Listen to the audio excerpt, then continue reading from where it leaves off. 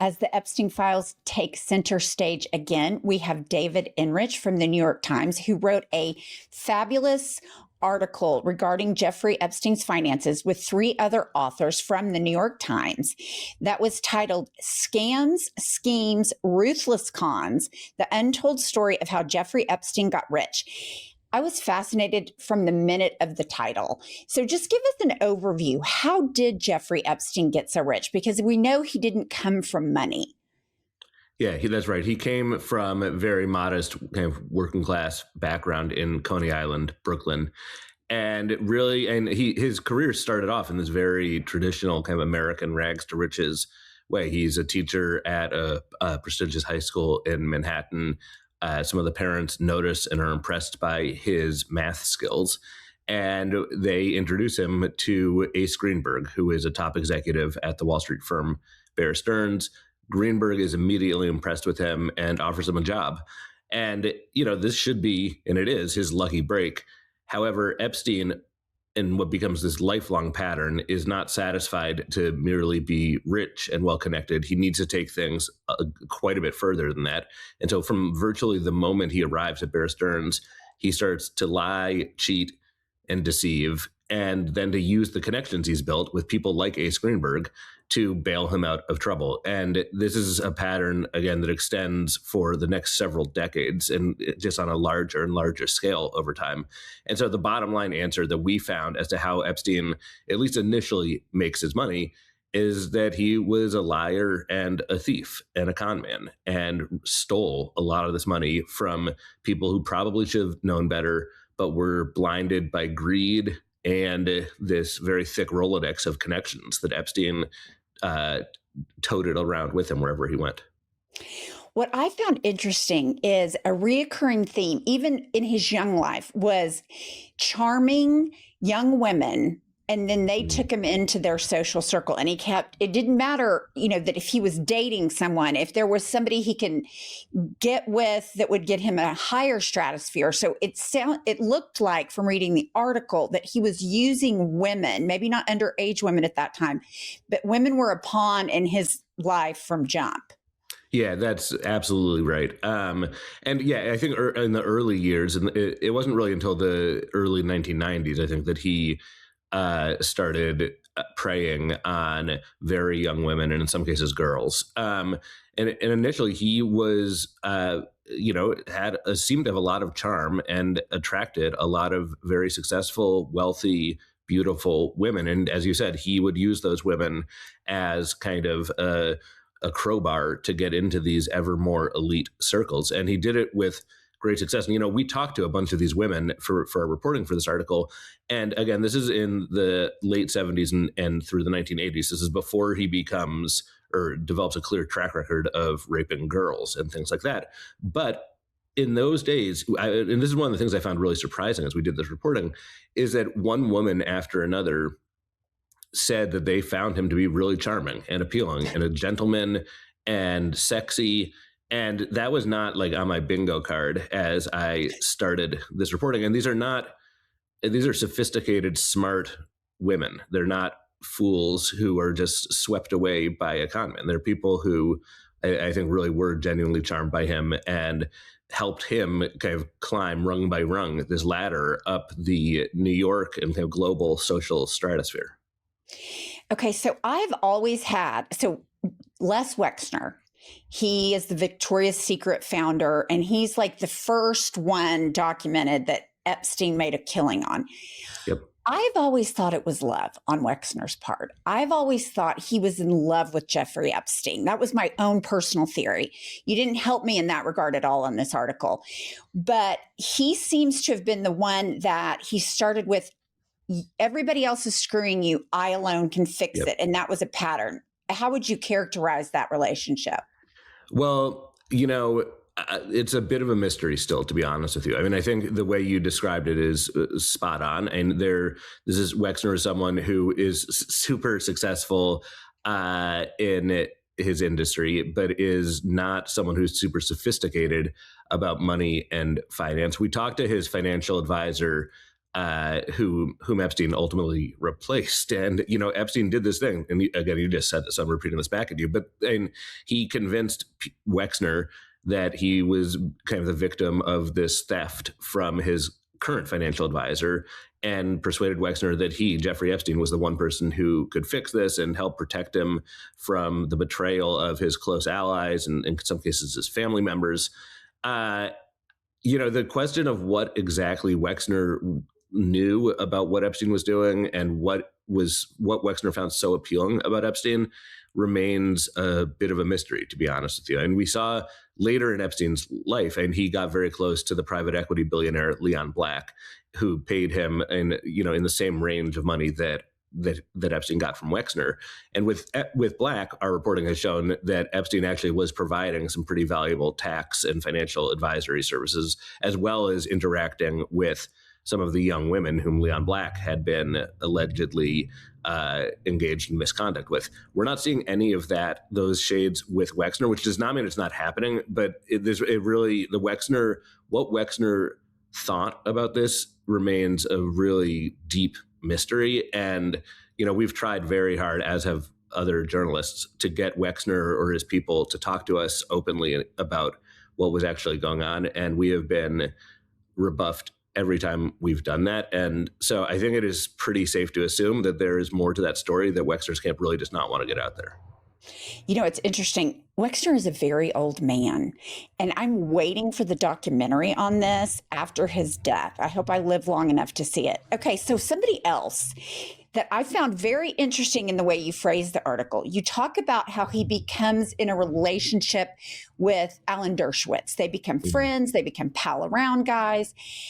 And then it alludes to, after they were friends for a while, then Alan Dershowitz writes a letter an opinion piece for the Los Angeles Times about the age of consent. And I just thought that was interesting how you integrated that in the story. What can you tell us about that relationship? Well, Epstein's relationship with Dershowitz starts when one of their mutual friends, a woman named Lynn Forrester, introduces the two of them on Martha's Vineyard in 1996. And Epstein tells Dershowitz, they go on this walk around a pond near Dershowitz's home. And Epstein tells Dershowitz that he wants Dershowitz to come out to Ohio to celebrate Les Wexner's birthday. And so Dershowitz goes out there. And that's the beginning of a long and very fruitful relationship for both men. And, Dershowitz becomes Epstein's one of his primary lawyers, who helps engineer the sweetheart deal for him in 2007. And really up till the present, or at least up until Epstein's death, Dershowitz was one of the few people who was publicly speaking up on Epstein's behalf. And so one of the things that we found interesting was that just several months, or maybe 6 months after Epstein and Dershowitz met, Dershowitz wrote this opinion piece in the LA Times calling for the lowering of the age of consent, I believe, to 15 years old. And that is, now look, Dershowitz, I think, would say that that's a view he had previously held. He had told students about it, things like that. I think he would deny that this was because he had just met Jeffrey Epstein, or that Epstein had put him up to it, or something like that. But it is quite a coincidence, I think, that, just months after meeting someone who at that time was preying on teenage girls and young women, that his new friend and his soon-to-be legal counsel would decide that is the moment that they want to commit to writing an argument for lowering the age of consent. Now, again, it could very well be a coincidence, but it would be an interesting coincidence, I think. Well, and I've heard those same claims attributed to Jeffrey Epstein about how when he was in foreign countries, the age of consent was lower. So it was an arbitrary regulation put on by the government. So I too thought that was interesting. Okay. Then can I just say for clarity though, with Epstein, it's like, I've heard him make that argument as well, but Epstein, even if the age of consent was lowered, and maybe reasonable people can disagree about that, I'm not sure. Haven't thought this through very hard, but there's what Epstein was doing was not having consensual sex with young women who happened to be just underage. He was raping and And trafficking women. and trafficking these girls. And No, so absolutely. even if the age of consent were a couple years lower, that would not excuse legally or morally what Epstein was doing. Now, did you find okay, so there was somebody that shared office space with him that was a partner that then started working with Brad Edwards, who represented a bunch of the Epstein victims. I found that to be somewhat interesting. That was another of the things that we were really surprised when we heard. So Brad Edwards is probably the single most famous lawyer representing Epstein's victims. He's got hundreds of them, or has had hundreds of them as his clients, and he's been one of the loudest voices calling for justice for a lot of these victims. And this guy named Stan Pottinger, who died a couple of years ago, was his longtime partner on those cases. And what we found is that in the early 80s, after Epstein had left Bear Stearns under this kind of this cloud of suspicion, that Epstein and Pottinger had briefly gone into business with one another. And there's the whole we've been covering this Epstein saga for more than 6 years now, and we've grown accustomed to seeing these kind of overlapping concentric circles of relationships and coincidences that seem too good to be coincidences. This is one of those that really caught us by surprise. I mean, the notion that of all the people in the world you would be going into business is a guy who's not only a sexual predator, but whom you and your future law partner are going to kind of make your names pursuing it's very strange, to say the least. And I do think that there have been some of Edwards and Pottinger's clients over the years who have grown. I think that they have had qualms at times about how they are being legally represented and whether they are being pushed into settlements that end up muzzling them and preventing them from speaking publicly, and basically allowed some of this activity to go on longer than it might have had these allegations been public early on. And Edwards would vehemently disagree with that characterization, and I don't really know where the truth lies. But again, it is a very bizarre coincidence that Edwards's longtime legal partner was in business with Epstein. And it's also strange to me that that has not previously been disclosed by anyone. Yeah, it took me by surprise. One thing that also came out is, the Palm Beach connections. And so we have Dawn Jr.'s now current fiance. Her father was a big buddy with Epstein and wrote him letters. Tell us about that. Yeah, I mean, again, the same thing. I'll say the same thing again. We've grown accustomed to coincidences and these weird concentric overlapping circles, but this is another one where we're just like, oh my God, are you kidding me? So back in the late 1990s, when Epstein and his business had been based in New York basically his whole career, and he decided in the late 1990s that he wanted to relocate to the U.S. Virgin Islands because of, I think in part because there were some very generous tax breaks down there. Also, I think the regulatory and legal infrastructure there was a lot more lax, shall we say, than it might have been on the mainland. And so as part of the application to be able to relocate his business and be eligible for these tax breaks, Epstein needed to appear at a hearing and also needed to submit kind of evidence that showing that he was someone of good character. And so what we found was that the evidence of his good character, at this point, by the way, he was deep into the sex trafficking operation, was fairly well known in his circle for being someone who preyed upon girls and young women. And so the person he turned to vouch for his character was the head of this bank in Palm Beach, Florida, whom Epstein had this long relationship with. And the guy wrote a letter. Leroy Anderson's his name, wrote a letter to the U.S. Virgin Islands calling Epstein a gentleman of the highest integrity, and really did several paragraphs writing about what a good guy this was and how we had no qualms about working with him. And it turns out, first of all, that the man who wrote that letter is the father of the woman who just recently got engaged to Donald Trump Jr.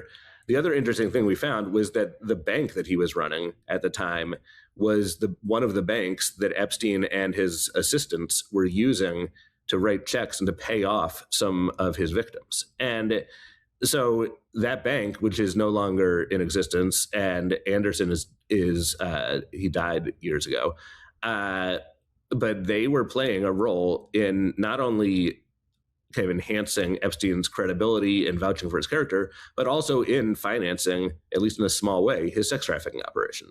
And here we now have them, through this engagement to Donald Trump Jr., kind of part of the Trump family.